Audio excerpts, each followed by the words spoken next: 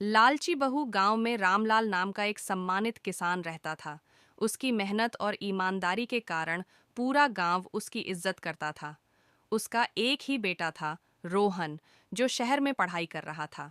रामलाल और उसकी पत्नी सीता का सपना था कि उनका बेटा अच्छी नौकरी करे और घर की इज्जत बढ़ाए। समय बीता, रोहन ने पढ़ाई पूरी की और शहर में एक बड़ी कंपनी में नौकरी लग गई। कुछ ही वर्षों में उसने अपने परिवार के लिए एक सुंदर घर बनवाया और माता पिता को अपने साथ रखने के लिए गांव से बुला लिया। अब रामलाल और सीता को लगने लगा कि रोहन की शादी करा देनी चाहिए ताकि घर में बहू आ जाए और परिवार पूरा हो जाए। शादी और लालच की शुरुआत कुछ समय बाद रोहन की शादी राधा से हो गई। राधा देखने में सुंदर, पढ़ी लिखी और समझदार लगती थी, लेकिन भीतर से बहुत लालची थी। शादी के बाद पहले कुछ महीने तो उसने अच्छा व्यवहार किया, पर धीरे धीरे उसका असली रूप सामने आने लगा। राधा को महंगे कपड़े, गहने और शौक पूरे करने की आदत थी। उसे गांव की सादगी पसंद नहीं थी और वह चाहती थी कि रोहन उसके हर शौक पूरे करे। एक दिन उसने रोहन से कहा, अगर तुम मुझसे प्यार करते हो तो मुझे हर महीने महंगे गहने दिलवाओ। रोहन, जो अपनी पत्नी से बहुत प्यार करता था, उसकी हर बात मानने लगा। उसने अपनी बचत से राधा की हर फरमाइश पूरी करनी शुरू कर दी। लेकिन यह सिलसिला यहीं नहीं रुका। सास ससुर के साथ दुर्व्यवहार। राधा को अपने सास ससुर से कोई लगाव नहीं था।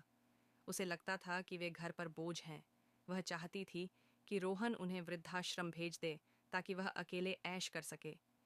एक दिन उसने रोहन से कहा, हम शहर में रहते हैं, लेकिन तुम्हारे माता पिता का रहन सहन बहुत पुराना है।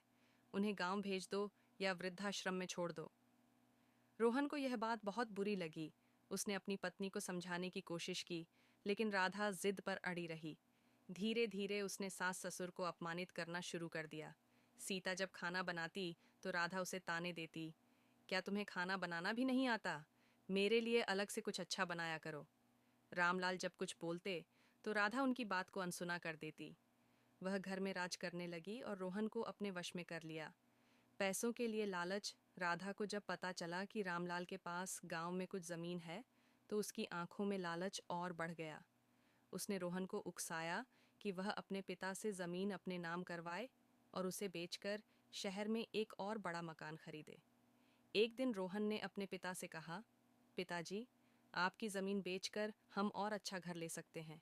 आप हमारे साथ रहिए और आराम से जीवन बिताइए। रामलाल को बहुत दुख हुआ। उन्होंने समझाया, बेटा, यह जमीन तुम्हारे दादा की निशानी है, इसे बेचना सही नहीं होगा। लेकिन राधा चुप नहीं रही। उसने रोज रोज ताने मारना शुरू कर दिया। आखिरकार रोहन ने अपने पिता को मजबूर कर दिया कि वे अपनी जमीन बेच दें।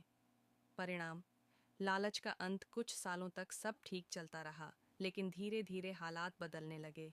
रोहन की नौकरी चली गई और वह आर्थिक तंगी में आ गया।